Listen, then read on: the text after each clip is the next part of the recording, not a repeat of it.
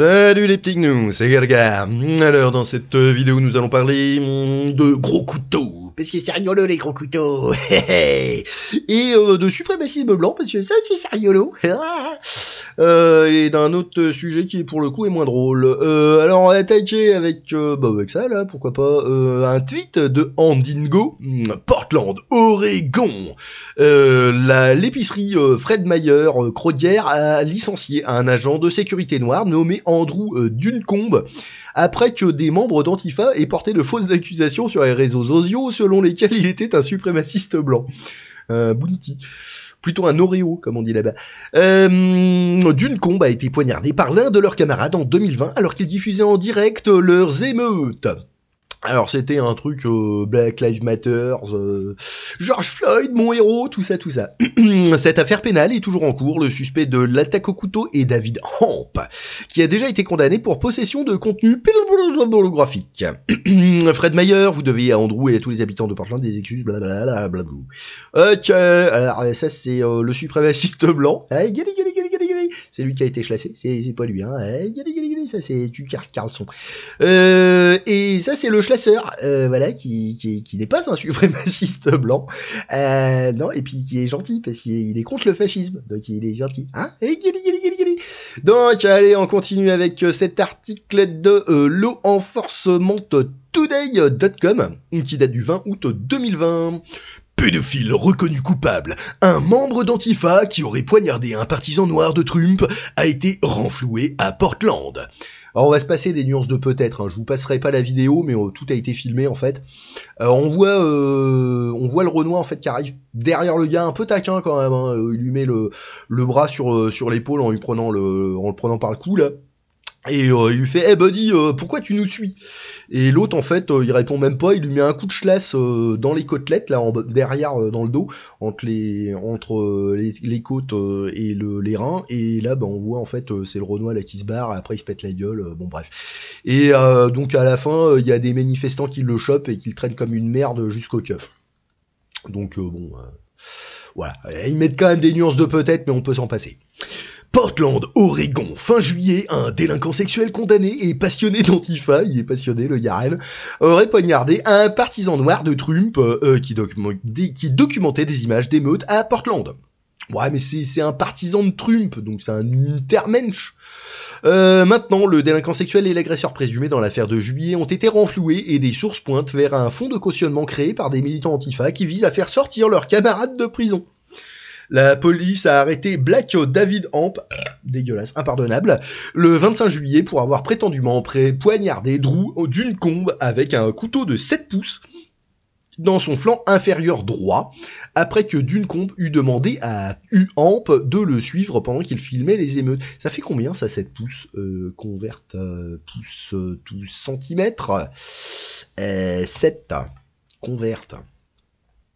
Ah oui, ça fait 17,78. Ah oui, 7, c'est pour mettre le truc. D'accord. Ouais, bah ça fait un joli couteau, ça, c'est le schlass à Crocodile Dundee, ça. Ok. J'en étais où? Là, papim, j'étais là.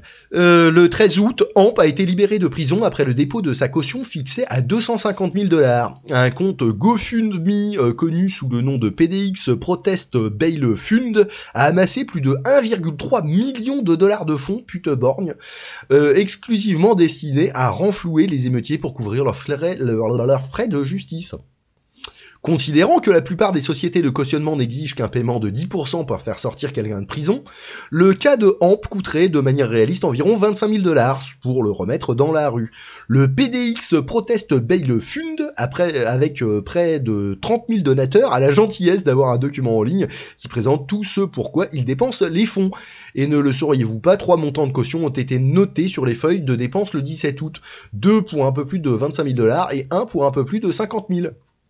Ce que cela indique probablement, c'est que l'un des chèques coupés pour les personnes libérées sous caution à Portland aurait pu être pour Hamp, puisque les chiffres s'alignent pour quelqu'un qui obtient les 10% nécessaires à la société de cautionnement pour couvrir une caution de $250,000.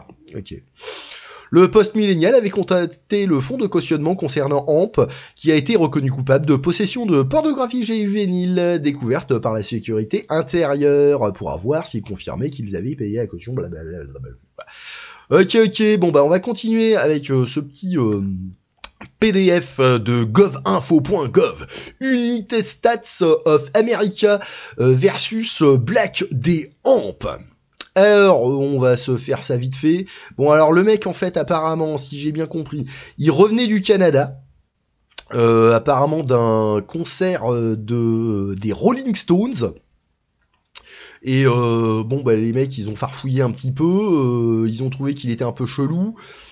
Ils l'ont donc attends, hop, voilà, petit poum poum, il revenait apparemment d'un concert des Rolling Stones, et ça s'est dit.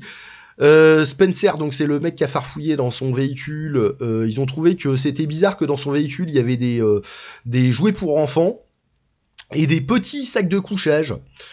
Alors que l'autre, il a dit qu'il travelingait pas avec des enfants. Oui, je parle franglais là.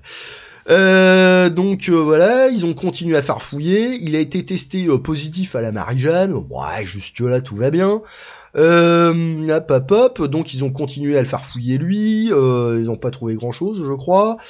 Oui, voilà. Hop, ils ont continué. Alors les officiers Spencer et Garcia, qui doit être sergent, j'imagine, apparemment assistés de l'officier Rudnick, ont continué de farfouiller dans le véhicule. Ils ont trouvé des trucs rigolos, donc des trucs pour enfants.